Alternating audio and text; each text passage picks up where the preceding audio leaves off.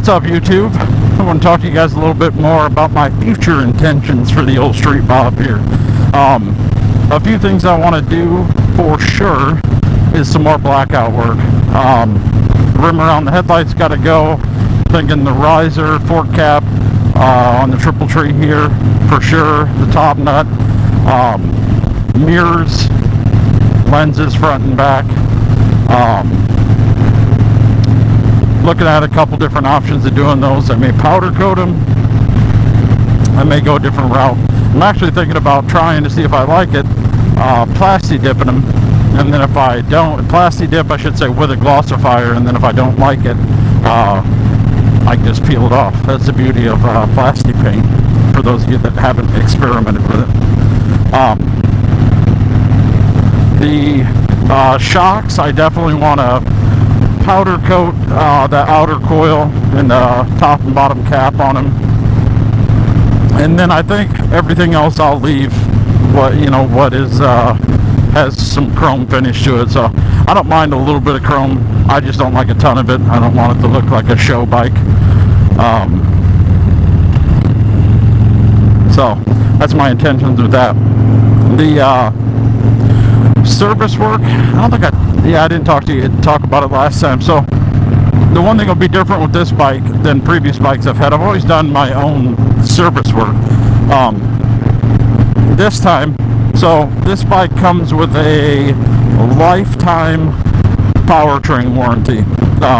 So engine, transmission, clutch, essentially anything that oil runs through is covered for life with a clause. Now over the life of the bike, obviously this will cost me a couple thousand more, but that's still cheaper than a single engine rebuild. The exception is you have to have all the work done by an authorized Harley dealer or an authorized motorcycle shop. So it's got to be somebody certified. Doesn't mean you have to go to the Harley dealership that you bought it from. If you go to the Harley dealership you bought it from, you don't need to do anything. You just take it in, have them service it, pay the fee. They log it all in the warranty company's system from there, because they're the selling dealer. So essentially, no additional work needs to be done. If you want to take it to a dealership other than where you bought it from, you just got to call this 800 number and get it pre-certified. Essentially, what they're going to do is validate that it's a legitimate motorcycle shop or another legitimate Harley dealer, and then they'll authorize the service there. So if you want to save a few bucks going somewhere else, you can. And the service, doing the service yourself is obviously cheaper. It's not as much cheaper as you would imagine, especially with, I would say with the metric bikes, it saves you a little more. With Harleys, at least if you're running good quality things, it's not a ton cheaper. So I run nothing but AMSOIL on my bikes. It's a great product. I believe in it. I know a lot of people that have run into the hundreds of thousands of miles with AMSOIL. I trust it. I run the regular 2050 in the engine, and then in the primary and transmission, I've got the two AMSOIL specific fluids that I run in those, and then just the standard chrome oil filter. So that package there is about 85 bucks for all the fluids and the filter all in kind of one package. You're going to spend another, 15 bucks or so for the gasket kit at Harley. Now, obviously this is another subject where there's a lot of debate. A lot of people reuse the O-rings, reuse the gaskets. I figure for the money I spend on a bike and what I intend to get out of it and the kind of shape I want it to be in, they recommend replacing the gaskets. I'm going to replace the gaskets. So you've got essentially in there you've got the O-ring for all three fluid holes in the drain, for the drain plug, and then you've got the derby cover gasket in that kit. So those of you not familiar with Harleys, you've got a derby cover that you've got to put, I think it's about a quart of fluid into, and there's a gasket that runs around the outside of that derby cover. Two things you got to be careful. Obviously, it's the gasket. You don't want to tear it because it will leak like a sieve. The other piece is the bolts that fasten to the derby cover have a very low torque value, and you will strip them out fairly easy, so you got to be careful with those. So the service work is cheaper, especially over the life of it, but initially, especially if you're going to do your first service, you need the service. If you want to do it right, you need the service manual. No, I don't mean your owner's manual with the back of it that tells you the service interval and the basic high-level stuff. I mean the actual technician manual. Most dealers sell them for 60 to 80 bucks. It's a good 2-inch thick book, including all the wiring diagrams, everything. The good part about these service books is they also include all of your nuts and bolts. So every service interval, there's a complete map out. Every torque, every fastener, you should be checking the torque on, what the torque specification is, etc. So you need a good torque gun, torque wrench, obviously. And I emphasize that this is probably more important on a Harley than it is on a metric bike, in part because those of you who rode a Harley know these things shake the piss out of themselves, and they're designed to do so. The engines are offset to give it that unique Harley shake. So definitely recommend checking the torque values that it sets. I know when I went through the 1,000-mile service on the Road Glide, the rear axle nut was almost down to hand tight. It was that loose. So definitely something good to check. Make sure the torque values are good. So I highly recommend getting the service manual if you are going to do it yourself.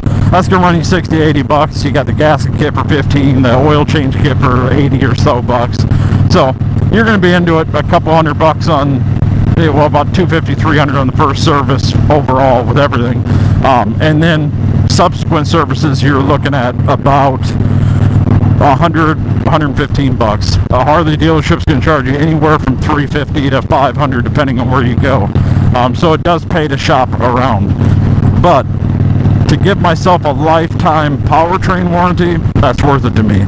I'll miss it because I actually enjoy working on vehicles. I enjoy working on bikes. I don't know a ton about either, but I've done plenty of my own mechanical work. I've never rebuilt transmissions, engines, shit like that, but a lot of basic work I've done myself. Water pumps, fuel pumps on vehicles, changing a lot of parts on bikes, stuff like that I've done. And I enjoy it. It's a stress reliever for me, so that part I'm actually going to miss. I'd rather service it myself. And you used to be able to self-service with these warranty programs as long as you documented it, but they don't allow you to do that anymore. The other myth that I'd like to clear up, and I hear this a lot on the internet, especially in some of my owners groups, is dealers flat out lying to people, telling them things like, if you service the bike on your own, it will void your warranty. One, it's illegal for them to void your warranty. The Moss-Magnuson Act prevents a dealer from voiding your warranty, whether that be car, motorcycle, whatever the case, for you doing your own service work. Now, what that requires you to do is document that service. So in the back of your owner's manual, there's a spot to document all that service. So document it and keep all of your receipts, and you will be fine.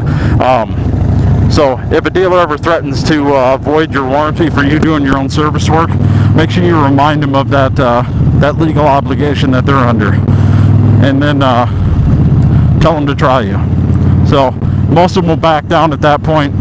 But there's dealers out there lying to people, and it's kind of disgusting. If you got to lie to people to get service work in your shop, you're doing business the wrong way. My local dealership here, there's really good people who works there. I have dealt with Ray Price out of Raleigh, North Carolina. Fantastic people that work there. Their service shop is great. Their parts guys are some of the best that I've met in the business.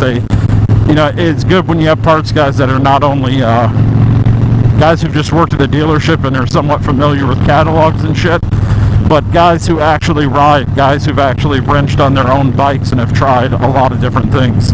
And my dealer back home in Iowa, Hawkeye Harley Davidson out of Coralville, and this dealer here have both been amazing. I visited some dealerships that are not so amazing. I'm not going to call them out by name, but those are two dealerships I absolutely I can recommend. I had great experiences with both of them. So, but yeah, don't let a dealer bullshit you into thinking that you've got to do your service work with them. Now that being said, if you're not somebody who's mechanically inclined at all, I recommend you do it. You only have 2 wheels on a motorcycle. It's not like being in a cage where you fuck up something on your own service work, you're gonna stall out and roll to a stop. You fuck up on service on a motorcycle, especially if you blow something up or if you don't check torques or have a nut loose on a rim, you're gonna go down and it's potentially life-threatening. So I mean, if you're not willing to go through every single detail of that service and do it right, just take it to a dealership and do it. And a lot of them have, not every dealership has them, but a lot of Harley dealerships have service bundles you can buy. So if you know straight out of the gate, hey, I'm not mechanically inclined, or I don't want to fuck with this, I could, but I don't feel like it, ask them about service bundles, because a lot of times if you're buying a package of 3 or 6 or up to 25,000 miles of services, you save quite a bit of coin over paying for them individually. So definitely something worth checking out.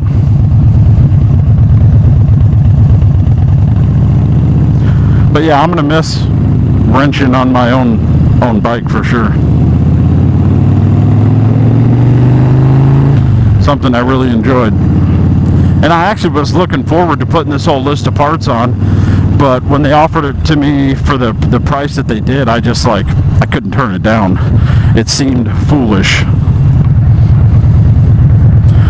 to have certified dealers, do the work for you for damn near free and just have the bike ready so I don't have to take days off of work or anything like that. I got a lot better things I could spend my time on.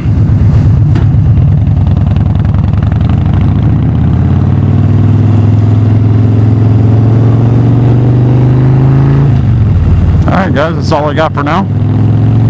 Take it easy, ride safe.